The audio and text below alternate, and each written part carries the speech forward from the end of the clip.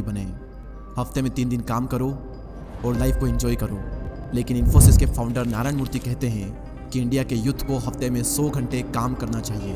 और इन दोनों बातों पर बहुत ही डिबेट चली और कई लोग बिल गेट्स के फेवर में थे सिर्फ इसलिए क्योंकि फॉरेनर ने बात कही है तो सही होगी और अगर किसी इंडियन ने कही है तो गलत होगी। अब सवाल यहाँ पर यह आता है कि मैं किसके साथ हूँ। मैं 100% नारायण मूर्ति जी के साथ हूँ। इसलिए नहीं क्योंकि वो इंडिया से और मैं इंडिया के साथ हूँ, बल्कि इसलिए क्योंकि मुझे भी यही लगता है कि इंडिया के यूथ को हफ्ते में कम से कम 100 घंटे काम करना चाहिए अगर वो देश के हित में काम करना चाहते हैं और अपने लिए और अपने देश के लिए कुछ बड़ा करना चाहते हैं। और अगर आपको भी यही लगता है कि बिल गेट्स एक फॉरेनर है तो उनकी बात सही होगी, so let me tell you, Elon Musk भी यही कहते हैं कि यूथ को 100 घंटे काम करना चाहिए, हफ्ते में हद पार मेहनत करनी चाहिए यूथ को। और आप सभी को पता है कि अभी जमाना चल रहा है एआई का। मैं आपसे क्वेश्चन पूछता हूँ कि एआई की शुरुआत कहाँ से हुई। ओपन एआई जिसका प्रोडक्ट है चैट जीपीटी, आप सभी जानते होंगे। तो जिसने ओपन एआई बनाया सैम एल्टमैन, वो क्या कहते हैं इस बात पर, क्योंकि वो एक यूथ है और वो एक बिलियनियर भी है, जो कि अपने आप में एक बहुत बड़ी बात है। तो उनकी एडवाइस आप सभी के लिए बहुत ही काम की हो सकती है। ध्यान से सुनिएगा वो क्या कहते हैं। ऑब्वियसली जो आप सोचोगे वो सारी चीज़ें नहीं होगी क्योंकि आप अपने 20s में हो, लेकिन मुझे लगता है कि आपको कठोर से कठोर और ज़्यादा से ज़्यादा मेहनत करनी चाहिए। इतनी मेहनत जितनी कोई सोच भी नहीं सकता और जितना लोगों को लगता है उससे कहीं ज़्यादा, क्योंकि इसका बेनिफिट आपको बाद में मिलेगा। लाइफ बहुत ही अनफेयर है, कई बार किस्मत आपको चकमा देगी, लेकिन अपने करियर के शुरुआती टाइम में ज़्यादा मेहनत करना आपको लॉन्ग टर्म में कंपाउंडिंग इफेक्ट दिखेगा और इस लेवल का आपको रिजल्ट मिलेगा जो कि आपने भी कभी सपने में नहीं सोचा होगा।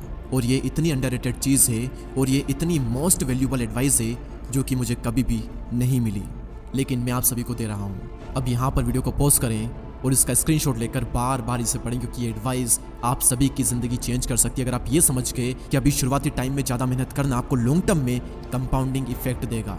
आप एक बात हमेशा याद रखना कि हद पार मेहनत करोगे तभी जाकर हद पार सफलता मिलेगी, हद पार संघर्ष करोगे तभी जाकर के हद पार कामयाबी मिलेगी। सपने औकात से बड़े देखते हो लेकिन अपनी औकात ही नहीं बनाते आप। पहले अपनी औकात बनाओ। इस लेवल का डेडिकेशन, इस लेवल की मेहनत अपने काम में डाल दो जो कि आज तक कोई भी नहीं डाल पाया। अरे उन लोगों से अपने आप को कंपेयर मत करो जो कि आपके आसपास है। अगर चिंदी से लोगों से कंपटीशन रखोगे तो जल्दी से खुश होकर सेटिस्फाई हो जाओगे और ज़्यादा कुछ बड़ा नहीं कर पाओगे। अपना कंपटीशन रखो उन लोगों से जो कि आपकी फील्ड में टॉप पर है, या फिर अपना कंपटीशन खुद को बनाओ कि कल का रिकॉर्ड आज तोड़ दूंगा और आज का रिकॉर्ड कल तोड़ दूंगा। हर दिन बेहतर बनूंगा, हर दिन अपने आप को हराऊंगा। ये आपका लक्ष्य होना चाहिए और ये होना चाहिए आपका कंपटीशन। और इतनी मेहनत करो कि दिन का चैन और रातों की नींद हराम हो जाए। खून के आंसू रुला दो खुद को, मां कसम इसके बाद में आप कभी पछतावा नहीं करोगे, क्योंकि आलस करके कोई भी इंसान आज तक खुश नहीं हुआ और मेहनत करके, संघर्ष करके किसी भी इंसान ने आज तक पछतावा नहीं किया। मुझे नहीं पता कि किसी को भी अवार्ड लेते थे, किसी को भी स्टेज पर देख आपके अंदर से क्या फीलिंग आती है, आप क्या सोचते हो। लेकिन मैं क्या सोचता हूँ अगर मैं किसी को स्टेज पर देखता हूँ तो अंदर से सिर्फ एक चीज कि यार उस इंसान ने कितनी मेहनत की है, कितने बुरे दिनों से गुजरा होगा, कितनी कंसिस्टेंसी मेंटेन की होगी, कितना कुछ सहा होगा, क्या क्या छोड़ा होगा इसके लिए। और अंदर से आती है एक इंस्पिरेशन कि यार एक दिन मेरा भी आएगा जब मैं भी वहां पर होऊंगा और वहां पर होने के लिए मैं इस लेवल का एफर्ट डालूंगा, इस लेवल की मेहनत करूंगा जो मैंने आज तक नहीं की। और ये ब्रह्मांड देखेगा मेरी मेहनत और ये दुनिया देखेगी मेरी कामयाबी। और जब जब आपको मोटिवेशन चाहिए मैं देता हूं आपको रियल लाइफ मोटिवेशन अपने ही घर में। जब जब सिचुएशन ऐसी आए कि काम आपका बहुत इंपॉर्टेंट है लेकिन आपका मन नहीं लग रहा है, तो एक बार अपने माँ बाप को देखना और याद करना कि कितने दिन गुजर गए, महीने गुजर गए, सालों गुजर गए। क्या कभी पापा ने ये कहा कि आज मैं काम नहीं करूंगा? और क्या कभी ऐसा हुआ जब मम्मी ने खाना बनाने से, जल्दी उठने से, बर्तन धोने से, कपड़े धोने से मना कर दिया हो और कह दिया हो कि आज मन नहीं है, मैं ये सारे काम नहीं करूंगी?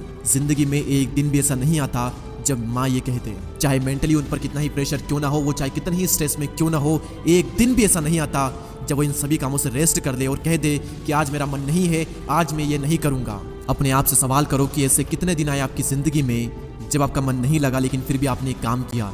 गिने चुने कुछ आपको दिन मिलेंगे, अदरवाइज आप अपने मन के मालिक हो। सॉरी, आपका मन आपका मालिक है, क्योंकि जो मन कहता है आप वो करते हो। मन किया तो कर लिया, मन नहीं किया तो नहीं करेंगे। भगवान श्री कृष्ण कहते हैं कि मन को सन्यासी बनाओ और इन मोह के बंधनों को छोड़ो। और इस बात पर ध्यान लगाओ कि इस समय तुम्हारा कर्तव्य क्या है, इस समय तुम्हारा धर्म क्या है। और अभी अगर तुम मेहनत से बच रहे हो, सही काम नहीं कर रहे हो, गलत काम कर रहे हो, तो याद रखना एक वक्त बाद तुम्हारे ही कर्म तुमसे मिलने आएंगे। और फिर उस दिन तुम परेशान मत होना, उस दिन तुम रोना मत, क्योंकि मेरे अनुसार इंसान को उसके कर्मों का फल अगले जन्म में नहीं बल्कि इसी जन्म में मिलता है। और मेरी बात क्यों मानो, आप खुद देखो अपनी जिंदगी में आपको अपने ही पुराने कर्मों का फल मिल रहा है। अगर आपने सही कर्म किए होंगे, मेहनत की होगी, तो उसका रिजल्ट आपको मिला होगा, और अगर आपने गलत कर्म किए हैं तो उसका भी रिजल्ट आपको मिल रहा होगा। लेकिन जो बीत गया उसके बारे में सोचा नहीं करते। अभी अपनी खुदी को इतना बुलंद करो कि हर तकदीर से पहले खुदा भी तुझसे पूछे कि बता बंदे तेरी रजा क्या है। इतनी मेहनत करो कि किस्मत भी आकर के पूछ ही ले कि बता बंदे तेरी रजा क्या है, तू चाहता क्या है, ले ले बेटा, ये तो तेरा हक है। और लास्ट में सिर्फ इतना ही कहूंगा कि अब से मेहनत नहीं बल्कि हद पार मेहनत करो। इतनी मेहनत करो कि आपके आसपास वाले लोग आपको बार बार पागल कहे। जितनी बार पागल कहे लिख लो और समझ जाओ कि आप एकदम सही रास्ते पर हो और आप कर रहे हो हद पार।